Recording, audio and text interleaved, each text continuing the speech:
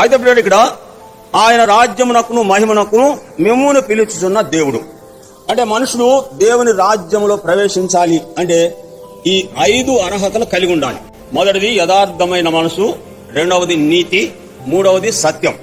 ఇక్కడ కీర్తన 24లో వ్రాయబడిన మాట, వ్యర్థమైన దాని యందు మనసు పెట్టక నిర్దోషమైన చేతులు కలిగి.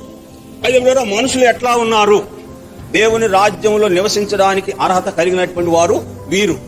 అయితే లోకంలో మనుషులు ఎట్లా ఉన్నారు చూడండి. ఎఫెసీ పత్రిక 4:18 మనుషులు ఎట్లా జీవిస్తున్నారు? వారు అంధకారమైన మనసు గలవారై తమ హృదయ కాఠిన్యము వలన తమలోనున్న అజ్ఞానపు చేత దేవుని వలన కలుగు జీవములో నుండి వేరుపరచబడిన వారై తమ మనసునకు కలిగిన సమస్త వ్యర్థతను అనుసరించి నడుచుకుంటున్నారు. ఇక్కడ వ్రాయబడినటువంటి మాట, మనుషుడు ఎట్లా జీవిస్తున్నాడు అని అంటే వ్యర్థమైన దాని యందు మనసు కలిగి. ఇక రాయబడిన మాట, వారి హృదయము అంధకారమాయను.